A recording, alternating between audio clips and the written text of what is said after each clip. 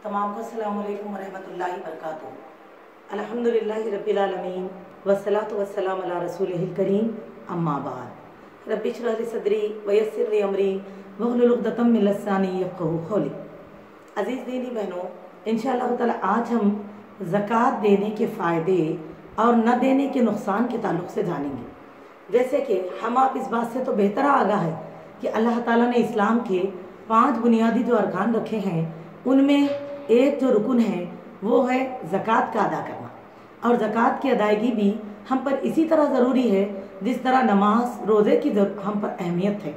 अज़ीज़ दीनी बहनों, जिसकी अहमियत का एहसास दिलाते हुए अल्लाह ताला कुरान मजीद में एक मुकाम पर सूरह अल-हज सूरा नंबर 22 आयत नंबर 41 यानी सूरा नंबर 22 आयत नंबर 41 में इस तरह फरमाते हैं, अल्लज़ीना इम्मक्कन्नाहुम फिल अर्ज़ि व अक़ामुस सलात व आतुज़ ज़कात व अमरु बिल मारूफ व नहौ अनिल मुनकर।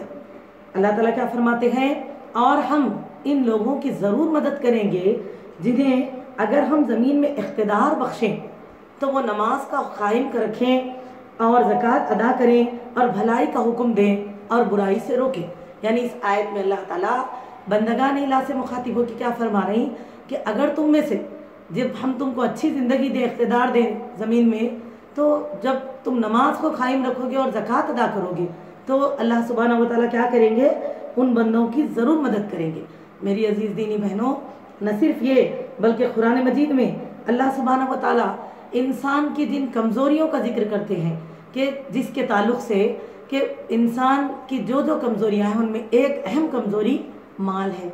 जैसे कि अल्लाह ताला एक मुकाम पर सूरह आदियात सूरा नंबर 100 आयत नंबर 8 सूरा नंबर 100 आयत नंबर 8 में फरमाते हैं, व इन्नहु लिहुब्बिल खैरि लशदीद, बेशक वो माल की मोहब्बत में बड़ा सख्त है। बोल रहे किसके लिए? इंसान के लिए।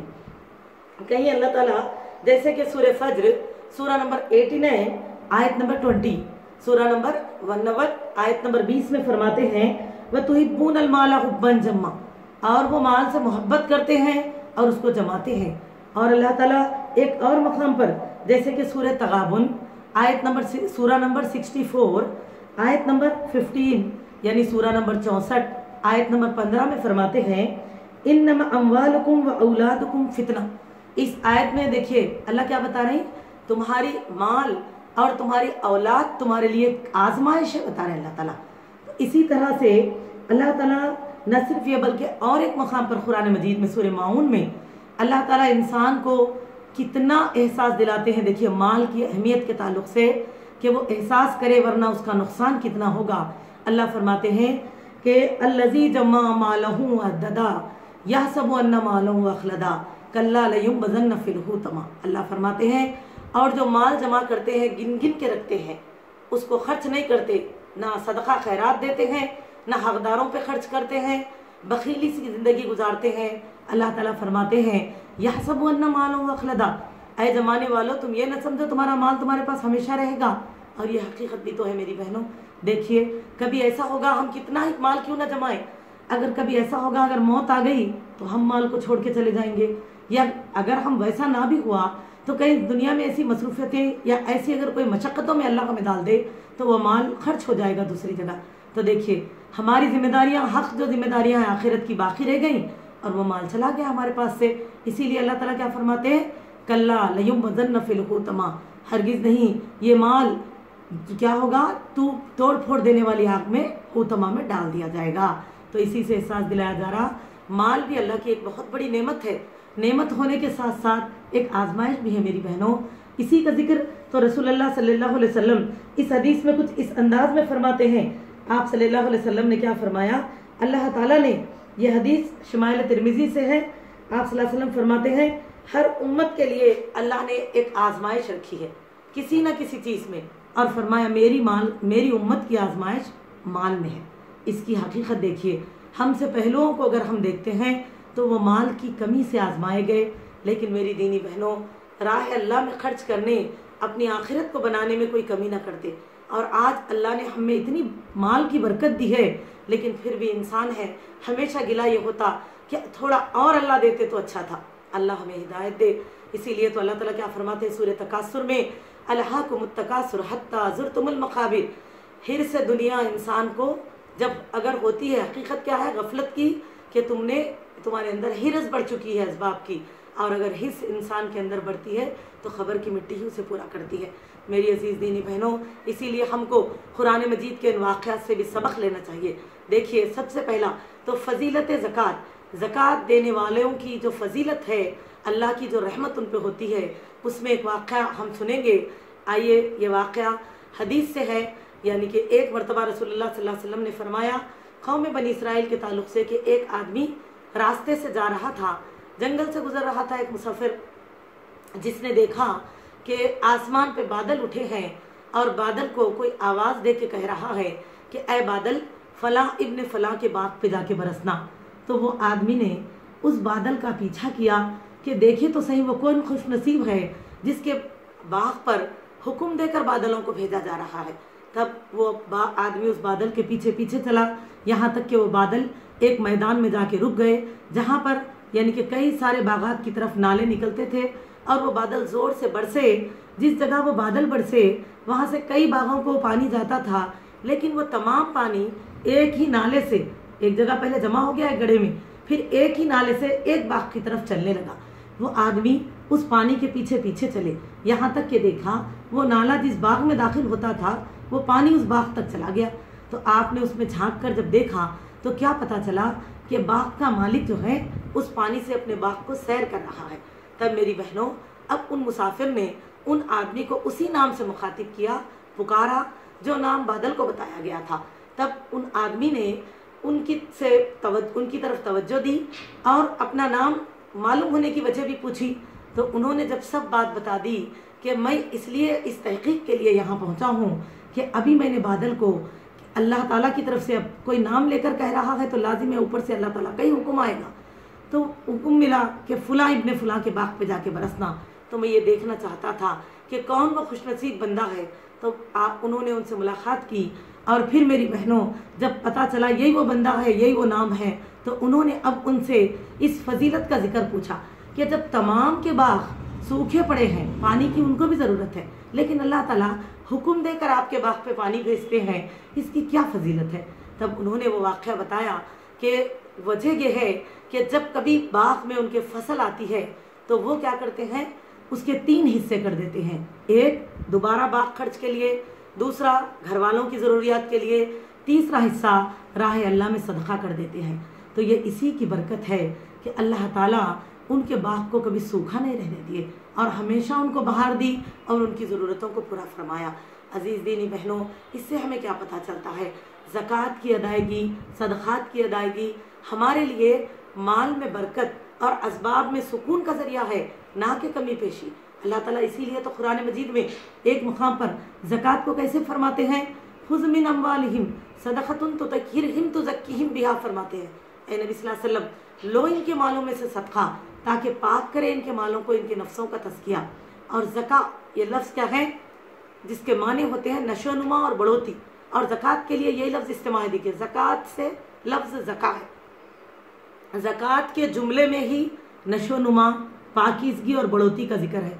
बिल्कुल वैसे ही जैसे हम अपने घरों में जब पौधे या दरख्त लगाते हैं तो उस पर बहार आकर चले जाने के बाद उनके सख्त पत्तों की कटौती करते हैं। तो कटौती करने पर हम जब कटौती करते हैं देखते हैं पत्ते, दरख्त या पौधे जो है बिल्कुल शाख बन के रह जाते। लेकिन मेरी दीनी बहनों, हम देखते हैं कि फिर देखते देखते जहाँ हमने एक एक पत्ता काटा वहाँ एक एक कोंपली निकल आती है जिसमें कई कई पत्ते होते हैं। और जो पिछले हमको 10-12 फूल या फलों की बरकत देने वाले दरख्त इस कटौती के बाद, इस नशोनुमा के बाद उससे दुगनी चौगनी हमको फसल देते हैं या फल फूल देते हैं। तो ज़कात का माना भी यही है, जब हम ज़कात करेंगे, देंगे तो हमारे माल में बरकत आएगी। हमको इसका एहसास करना चाहिए मेरी अजीज़ों। और दूसरा, ज़कात का ना देने पर जो होने वाला नुकसान है, क्या नुकसान है, जैसे कि आप ये वाक़े को तो कुरान मजीद की आयतों में, सूरह नून की आयतों में देख सकते हैं। अल्लाह ताला ने जो सबक आमूज़ वाक़या सुनाया कि एक इलाके में एक नेक शख्स रहा करते थे जिनका एक बाग था, और जब भी बाग पर बहार आती تو وہ فصل، وہ پھلوں کا یا وہ جو کچھ بھی فصل تھی اس کا، وہ کیا کرتے تھے، فصل کی کٹوتی کے وقت میں 3 حصے کر دیتے، ایک باغ خرچ کے لیے، ایک گھر والوں کے لیے، اور تیسرا جو حصہ ہوتا راہ اللہ میں صدقہ کر دیتے. اور اللہ تعالیٰ اس شخص کو برکت دیتے رہے، اس نے پرسکون زندگی گزاری یہاں تک کہ ان کی موت کا وقت آیا اور دنیا سے چلے. پھر ان کے بیٹے اس مال کے، اس باغ کے مالک بنے. تو انہوں نے آپس میں مشورہ کیا کہ ہمارے بابا تو بڑی بے وقوفی سے کام کرتے تھے کہ جو اتنی سارا مال جو ہے محنت کا راہ اللہ میں صدقہ کر دیتے تھے ایک ہی وقت میں، اب ہم ایسا نہ کریں گے. لوگوں نے کیا مشورہ کیا، اب ہم ایسے نہیں کریں گے بلکہ اب ہم اس مال کو جمائیں گے تاکہ ہم دولت مند بنیں. تو اس بری اور غلط سوچ نے ان کے اندر، میری بہنوں، جو برائی کو پنپایا، اس کا نتیجہ یہ ہوا جب اس سال بہار آئی اور فصل ان کی لہلہاتی تیار ہو گئی تو کٹوتی کے وقت میں وہ لوگوں نے جس طرح سے ابتدا میں مشورہ ہوا تھا مالدار بننے کا، اس پلاننگ کے حساب سے وہ لوگوں نے آپس میں مشورہ کر لیا کہ اب کل ہمیں فصل کاٹنا ہے. تو ان میں سے کسی نے یہ بھی کہہ دیا کہ اگر ہم نہ بھی دیں تو جو لینے والوں کو عادت ہے وہ اگر پہنچ جائیں گے تو ہم کیا کریں گے. میری بہنوں، تب میں انہوں نے سوچا ایسے کریں گے، ہم رات ہی رات جا کر اپنی فصل کو بالیوں سمیت کاٹ لیں گے اور ہم اس کا ذخیرہ کر لیں گے، پھر تو ہمیں کوئی نقصان نہیں ہوگا اور کسی کو پتہ بھی نہیں چلے گا. تو میری بہنوں، برابر اسی پلان کے ساتھ وہ لوگ وہاں پر رات منہ اندھیرے ہی اٹھے اور رات کے اندھیرے میں باغ کے اوپر پہنچے. لیکن جب پہنچے تو دیکھا اس باغ کو اس حال میں کہ تمام باغ جل کر جڑوں سمیت ٹڈیوں پر پڑا ہے. لگتا ہے ایسے جس پر کوئی بگولا لگ گیا، کوئی آگ گر گئی. ہوتے یہ پریشان ہو گئے، آپس میں ایک دوسرے سے کہنے لگے پہلے تو کہ یہ ہمارا باغ نہیں ہے، ہو سکتا ہم راستہ بھول گئے. لیکن پھر وہ لوگوں نے جب اطمینان کر لیا کہ ہمارا ہی باغ ہے تو اب اپنے آپ میں وہ لوگ ملال کرنے لگے. اور کیسے کہنے لگے، سورہ نون آیت نمبر 31 میں اللہ ان الفاظ کو فرما رہے، دیکھیے، ہائے افسوس ہم واقع سرکش تھے. انہوں نے کیا کہا کہ ہم نے حقیقت میں بہت غلطی کی، ہم نے جہالت، سرکشی کی اور اس وجہ سے ہمارا یہ حال ہوا. تو میری عزیز دینی بہنوں، اس سے ہم دیکھ سکتے جو مال اللہ تعالیٰ نے ہم کو دیا وہ اللہ کی ایک نعمت ہے. مال کے مالک اللہ ہے، اور اگر ہم اس مال کا صحیح حق ادا نہ کریں گے، صدقات و زکوٰۃ کی ادائیگی میں کوتاہی کریں گے تو اللہ تعالیٰ جیسے اس سے نکالنا ہے نکال تو لیں گے، لیکن دیکھیے پھر بھی ہم اللہ کے مجرم بنیں گے. اسی لیے ہم اپنے آپ کو بچائیں. عزیز دینی بہنوں، بدنی عبادتیں جیسی ضروری ہے، مالی عبادت بھی ویسی ضروری ہے. اور قرآن مجید میں اللہ تعالیٰ یہ واقعات ہمیں کیوں سناتے ہیں؟ تاکہ ہم اصلاح کریں اور اللہ کے غضب سے بچیں انشاءاللہ تعالیٰ. اللہ تعالیٰ سے دعا ہے اسی لیے ہم سب کو اللہ تعالیٰ ادائیگی زکوٰۃ میں صحیح عمل کرنے کی توفیق عطا فرمائے، حساب کر کے دینے والے بنائیں. کیونکہ کئی جگہ یہ ہوتا لوگ سالوں سے زکوٰۃ دے رہے ہیں، ایک ہی قسم کی زکوٰۃ دے رہے ہیں، حالانکہ لکھ پتی سے کروڑ پتی بن گئے لیکن وہی 10 سال پرانی زکوٰۃ دے رہے ہیں. بلکہ میری عزیز بہنوں اور بھائیوں، ہم کو چاہیے کہ حساب کریں، کہیں ایسا نہ ہو زکوٰۃ دینے کے باوجود بھی ہم کو کل پچھتانا پڑے. اللہ تعالیٰ ہم کو اس دن کی تکلیفوں سے، اس دن کی شرمندگی سے، اس دن کے غم سے بچائے، اور تمام امت محمدیہ کو اللہ تعالیٰ ہم سب کو اللہ توفیق عطا فرمائے کہ ہم زکوٰۃ کی ادائیگی میں بھی اللہ تعالیٰ کے فرمان کو اور محمد صلی اللہ علیہ وسلم کی اتباع کو پورا کریں. اللہم صلی وسلم علی نبینا محمد وآخر دعوانا الحمد للہ رب العالمین. السلام علیکم ورحمۃ اللہ وبرکاتہ.